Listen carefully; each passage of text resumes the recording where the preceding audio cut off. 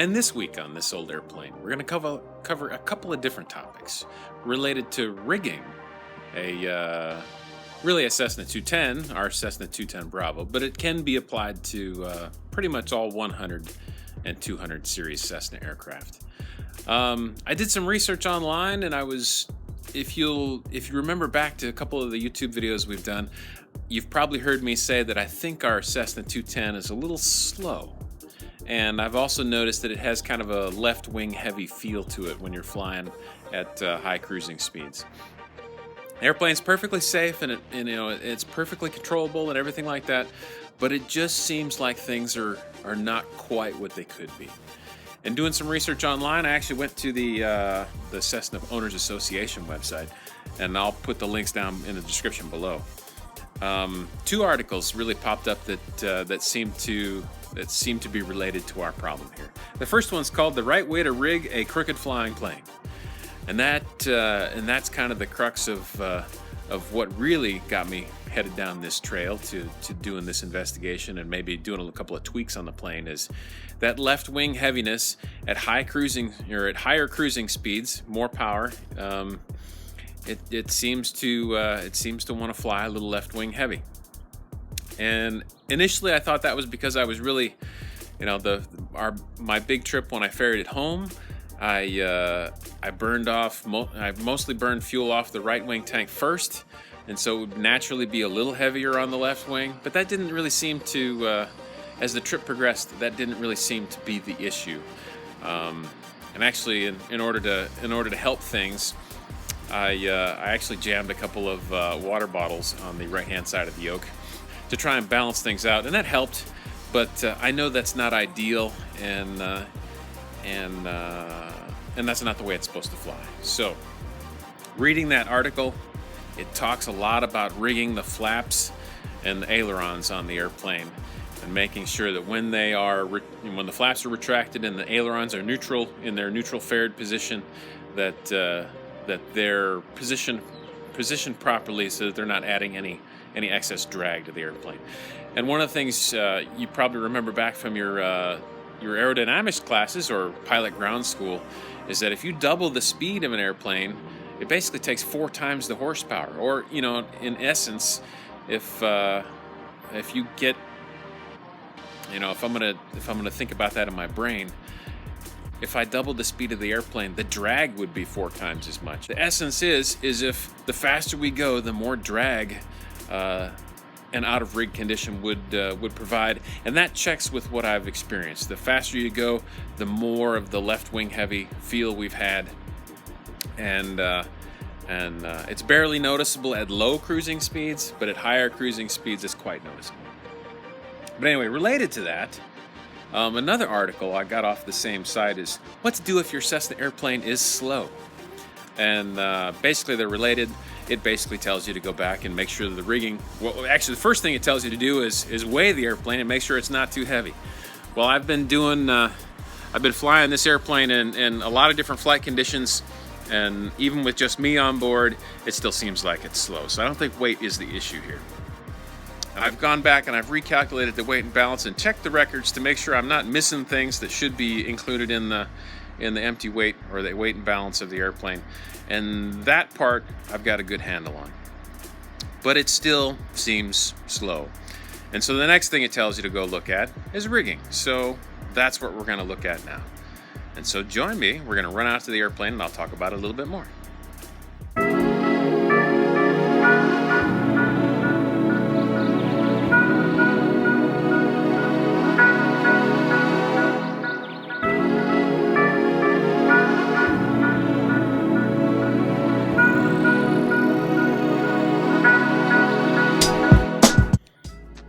So here we are at the airplane.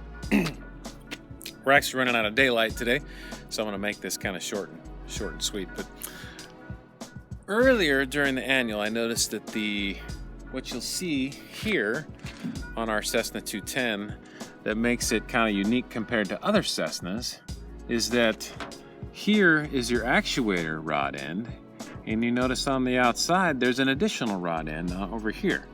So with the actuator rod end, is much like the traditional one that you're used to on newer Cessnas. This is the one that, obviously by the name, actuates the flaps. The difference is this is a hydraulic actuator on the early Cessna 210 flaps. And what this outside rod end is the system to synchronize the two sets of flaps. Each flap has its own hydraulic actuator that runs the actual surface, and then they are synchronized, kept in sync by the synchronizing system, which is a couple of rod ends, a bell crank on each wing, and a pair of cables that crosses over and keeps the two of them synced up. Those were a little loose during the annual, and I re-rigged those, and that tightened that up quite significantly. But what I didn't check at that time, because they're actually two separate systems, is the rigging of the actual actuator. And so today, what I did earlier is I came out here. You run the flaps down hydraulically until they're almost all the way down. You pull these bolts. This is by the Cessna maintenance manual. You pull these bolts out, bring the flaps down all the way, and then adjust the actuator, or run the actuators out completely to make sure that they're bottomed out at the end of their travel.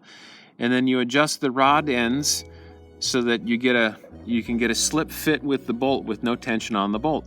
And that's at the max travel of the elevators.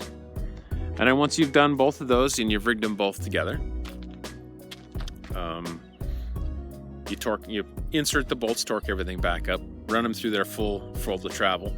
And the thing that I noticed that is different now is when they are extended, there's a little bit of play in them.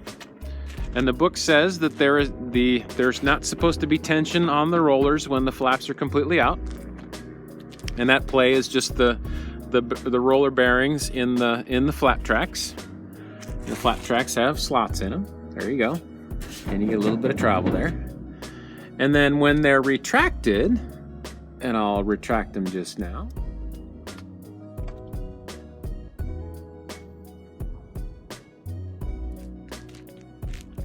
Now that the flaps are retracted into their neutral position or their in-flight position, what I've noticed that's a difference now is the book actually says that there should be a slight load on the bearings so that the flaps on both sides are nice and tight.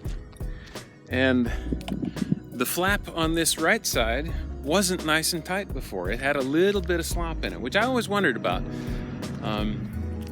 Now we haven't had the airplane that long, so it hasn't been a long wonder. But now both flaps are nice and tight. They align up perfectly with the wing root fillet right here. This one did already, but the one on the other side was just a couple of millimeters difference. It wasn't noticeable. But now they're both nice and tight, and they both match up perfectly.